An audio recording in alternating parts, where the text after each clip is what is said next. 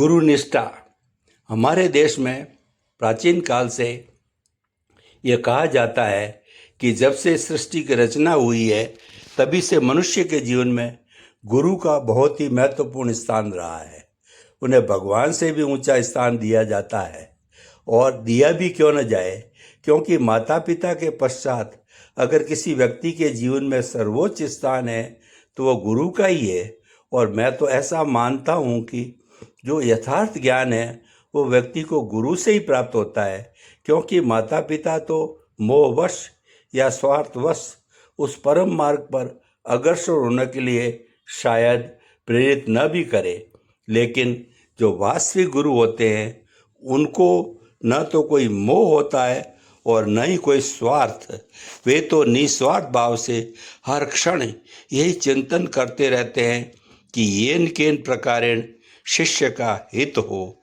शायद इसीलिए संत कबीर को कहना पड़ा, गुरु गोविंद दो खड़े काके लागू पाय, बलिहारी गुरु आपने गोविंद दियो बता, यतन बिस की बेलरी गुरु अमृत की खान, शीस दिए जो गुरु मिले तो भी सस्ता जान।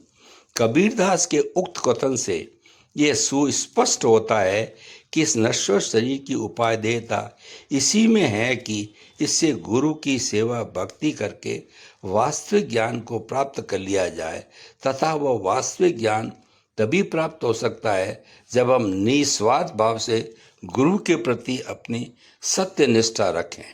इस संदर्भ में हमारे सामने अनेक ऐसे दृष्टांत है जिनको हम अपने प्रेरणा स्रोत बना सकते हैं। उन्हीं में से एक दृष्टांत है संत दादू और उनके शिष्य रजब का, जो गुरु निष्ठा का एक जीवंत उदाहरण है। एक बार संत दादू अपने शिष्य रजब तथा और भी बहुत सारे शिष्यों के साथ वन में परिभ्रमण कर रहे थे। चलते चलते रास्ते में एक नदी आ गई। नदी में पानी तो अधिक नहीं था, लेकिन पानी कम होने के कारण उसमें कीचड़ इतना अधिक जम गया ताकि नदी पार करना बड़ा कठिन था। यह देखकर सभी शिष्य सलाह मशवरा करने लगे कि क्या किया जाए जिससे गुरुजी नदी को सुगमतापूर्वक पार कर सके।